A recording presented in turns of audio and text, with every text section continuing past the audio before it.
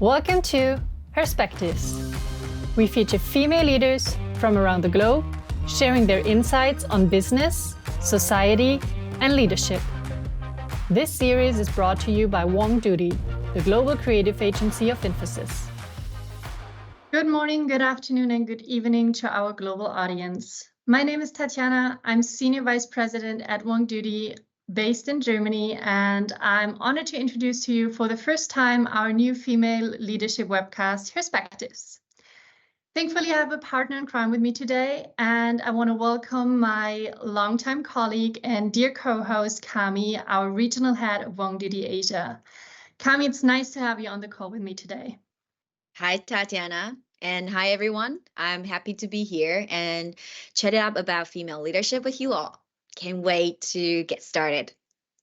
So today we want to relaunch and build upon the foundation of WongDoody's former webcast series, View from the C-Suite. And in this first session, we would like to introduce ourselves as your new hosts and offer you a look into our business backgrounds and share our experiences on women's inclusion and leadership. And what day, to be honest, could be better to restart this format than today's International Women's Day?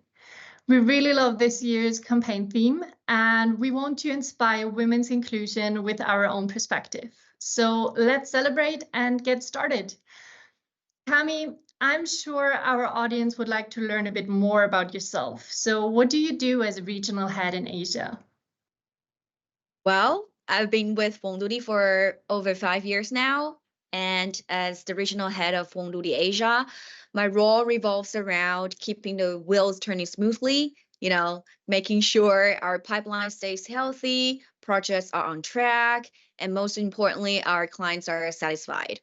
And it's all about striking that sweet balance between getting things done and keeping everyone happy. Now, let's dive into our discussion on female leadership.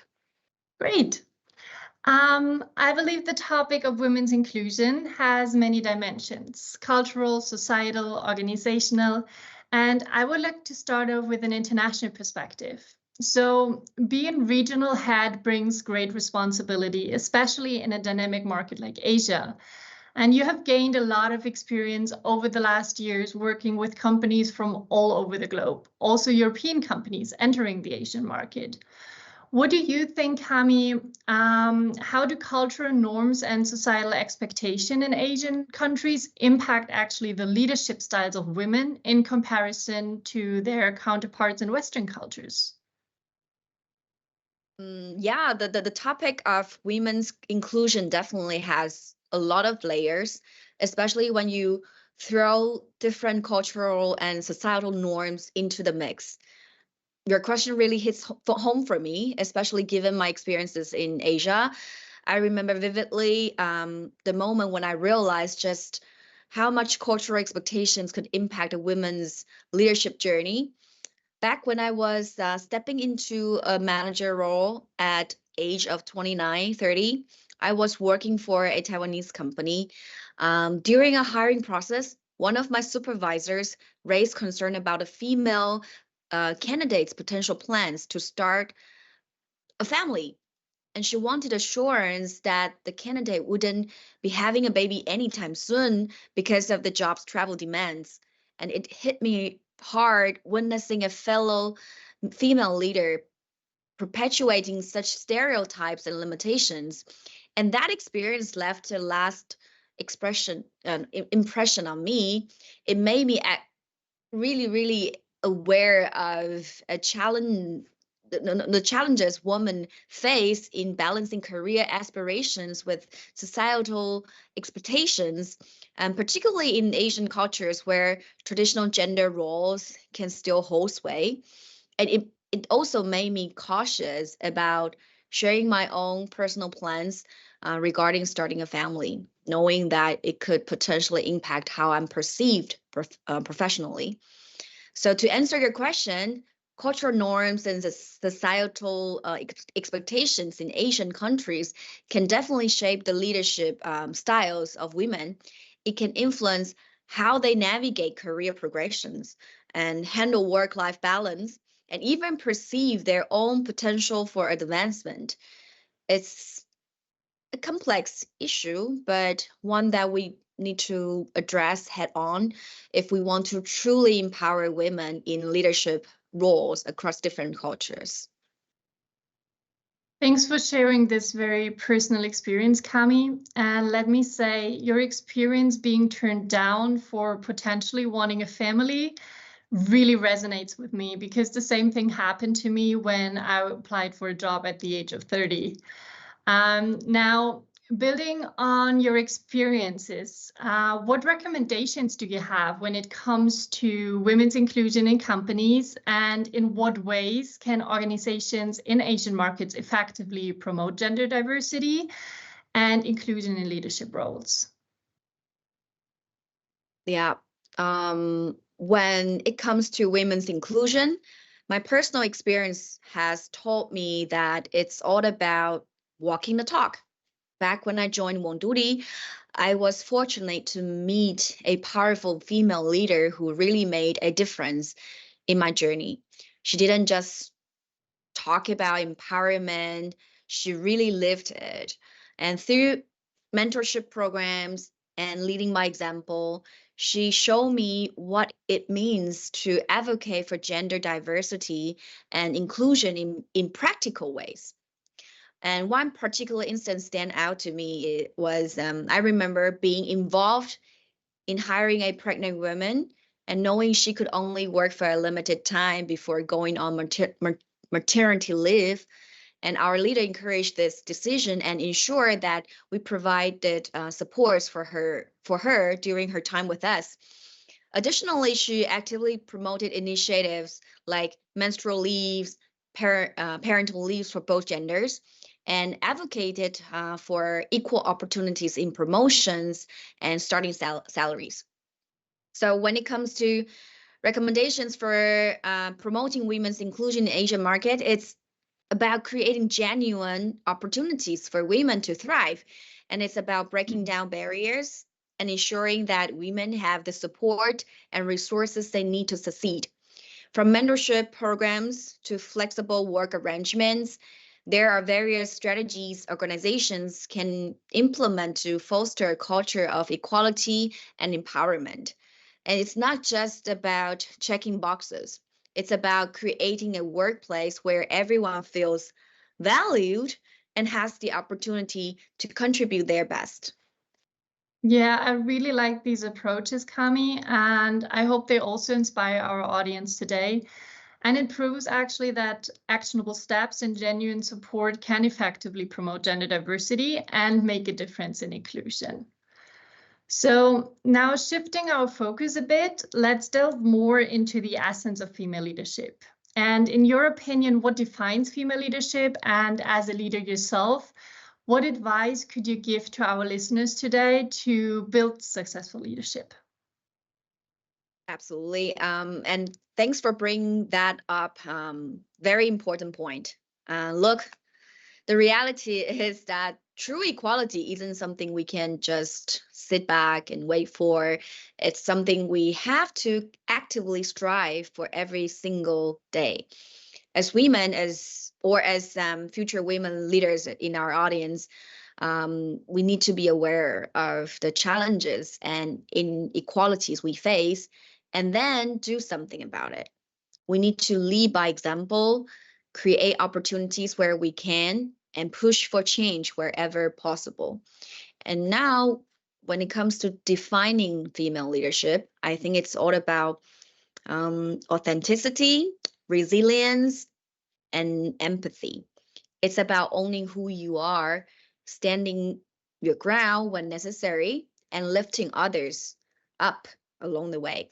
And my advice to anyone looking to build successful leadership is don't be afraid to speak up and take risks and trust your instincts. Surround yourself with a solid support system, keep on learning and growing, and above all, never underestimate the power of leading by example. Yeah, I'm with you on what you're saying. And I also experienced that especially women find it more difficult to step up and speak for themselves. And we tend to accept situations in which we're not treated equally. And I also want to encourage everyone in the audience today to reflect their own behavior and, if necessary, to start disrupting this. Very true. That's why we're here, to be part of the support system and share our experiences with our audience so they know they are not alone. And I'm sure that I'm not alone on this journey. So Tatjana, I'm curious now. You've been a leader for over 8 years and you've seen a lot. My definition of female leadership might be different from yours, and I would like to invite you to share how you define female leadership and if there are any tips you would like to give to your younger self.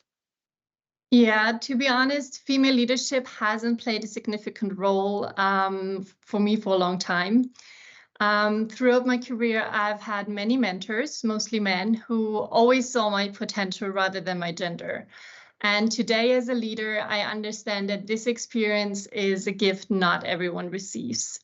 So from my perspective, female leadership rests on 3 pillars: being authentic, having the ability of self-reflection, and building up an inner conviction. And this, to be honest, is easier said than done, because many women struggle because they're not aware of their own strengths and often focus on things they're not good at. So to my younger self, and maybe to every woman in the audience today, the journey starts with you. So build up your inner conviction by recognizing and trusting your strengths and capabilities. And it's a fact. You cannot outperform your self-image. So ask yourself, if I don't believe in myself, why should others trust in my capabilities? And yeah, I know from my own experience how challenging this journey can be. And I want to share a small framework that can be helpful to anyone who wants to work on their inner conviction. The framework is called REST and is built on 4 dimensions. So R stands for rational, and it's about practicing reflection. What am I good at? What are my capabilities? What strengths do others see in me? And I think it might be helpful for you to answer that by writing down a list of your own achievements and skills and ask others also for feedback and reflection. Then E covers the emotional level. How much do I really believe in myself? And who else out there is believing in me? And this is important because once you experience emotional support from your allies, it will directly build up your self-confidence. As for support, about building your networking system, and this can be friends or family, mentors, role models at work, but also inspiration from experts that you listen to in podcasts, for instance. And everybody has different needs for exchange, so you need to find out what's working best for you. And I'm convinced that having a stable support system will help you overcome any challenges. And last but not least, T stands for transformation. In which areas do I want to develop myself as a female leader? What am I aiming for in the future in 5 or even 10 years? And using this framework and answering these questions will give you clarity, and it can actually help in building your inner conviction step by step. Wow, that's very inspiring. I would use this REST framework to myself after this talk. And I'm glad to hear that you've received great support along your journey. Unfortunately, as you mentioned, not every woman has had the same experience. And like you say, self-awareness of your strengths and skills will lead to a strong inner conviction and preparedness for challenging situations. But considering external factors, how can, for example, male allies actively contribute to the advancement or achievement of female leaders within their organizations and communities? Yeah, I believe for women's inclusion and breaking through barriers for gender diversity, men do play a very active role as our allies. We cannot do it without them, and that's a fact. So having had many male mentors in my career, I can say the best thing they did was not making a big deal out of me being a woman. They have treated me equally to my male colleagues, acknowledging my capabilities, helping me to develop my skills, and appreciating my perspective and often different ways of thinking. And that sounds simple enough, right? I guess our male allies who can naturally not always relate to our situations first need to start being aware of the topic itself. So actively listen and learn from the experiences and challenges female colleagues face.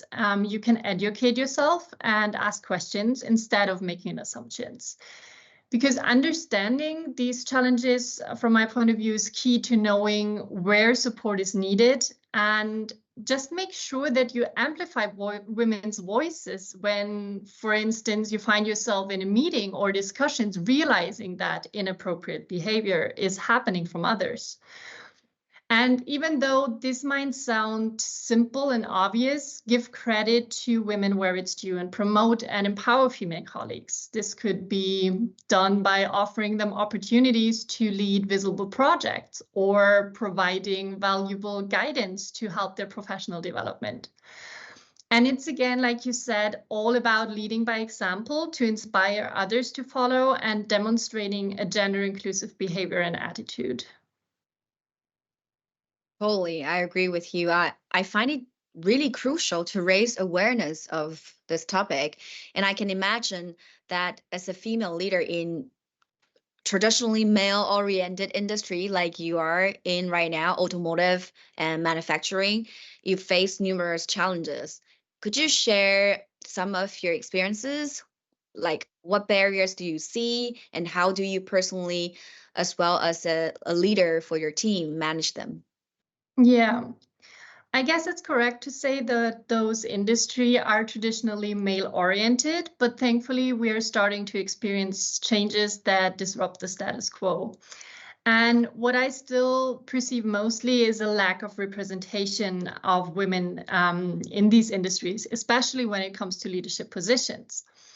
And this underrepresentation can make it difficult to find relatable role models or mentors for women.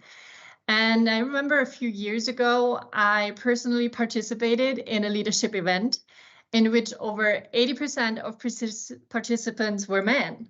And coming from a very diverse culture on the agency side, this felt very strange to me. And it was one of those moments when I realized that women's inclusion still isn't a given. And I reflected on this event and the situations with my colleagues, and talking about it and understanding the moment made me realize my potential as a female leader in this industry. And yeah, I think looking at certain industries, I believe that we're still confronted with preconceived notions about the capabilities of women. And as a female leader, you may encounter skepticism or resistance based on gender stereotypes. I myself even experienced being constantly ignored in a phone conference once, whilst my male colleagues were addressed directly. Was that weird? Yes.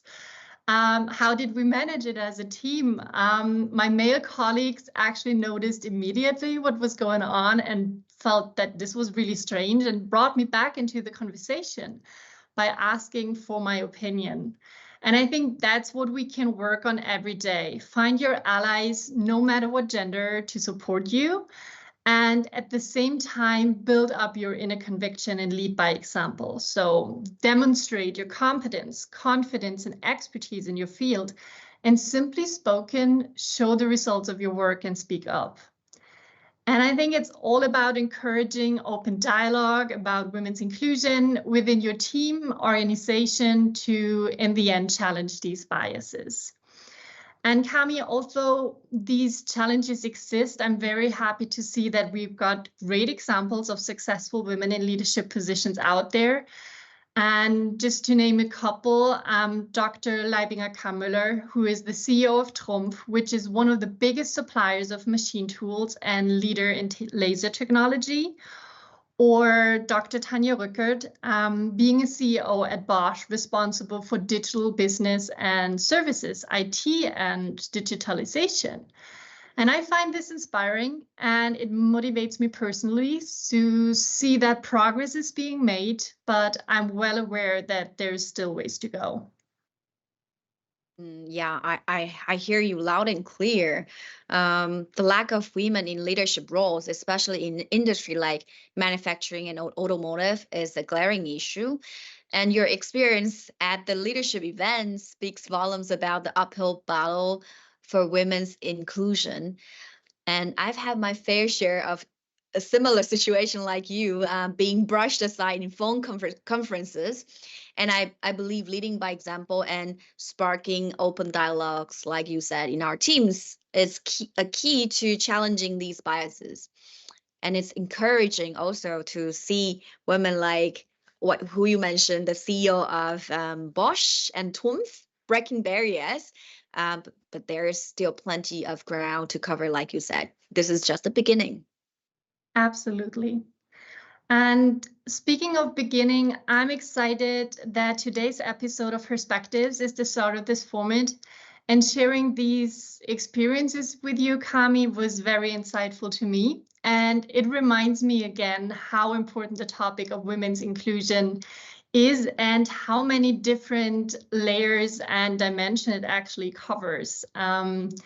So looking back on our conversation, Cami, what is your biggest takeaway today? Well, it's also the same to me. Sharing these experiences with you, Tatjana, today is very, very eye-opening. And it's a really stark reminder for us to realize how crucial the topic of women inclusion truly is and how many layers it encompasses. And my biggest takeaway today is the chance to really reflect on my own journey. It's moments like these that make me appreciate how past experiences have shaped me, who I am today. And I hope our conversation resonates with our audience and lets them know that they are not alone in their experiences. And what about you, Tatjana? What's your big takeaway? Well, to me, our conversation is reaffirming why we are establishing this webcast and why I decided to be a host of this show. Because I believe that we're all responsible for providing a more inclusive work environment and that many women can benefit from more exchange and role models. And this is also why I want to invite everybody in the audience today.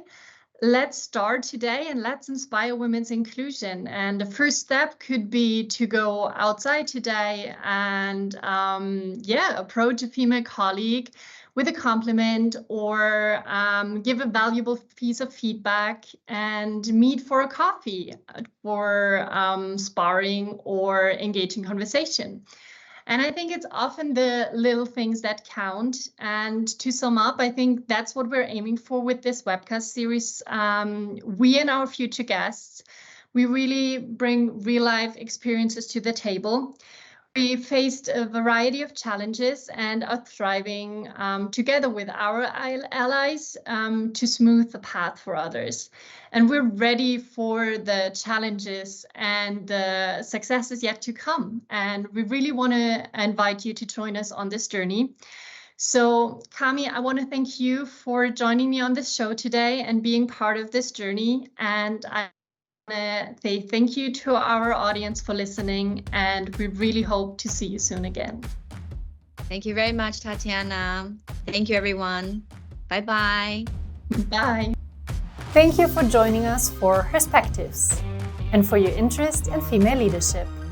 If you want to learn about future sessions, just follow WongDoody on LinkedIn and visit wongdoody.com for more information.